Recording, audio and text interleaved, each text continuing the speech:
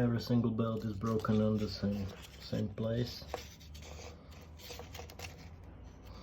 and this screw is not correct or something.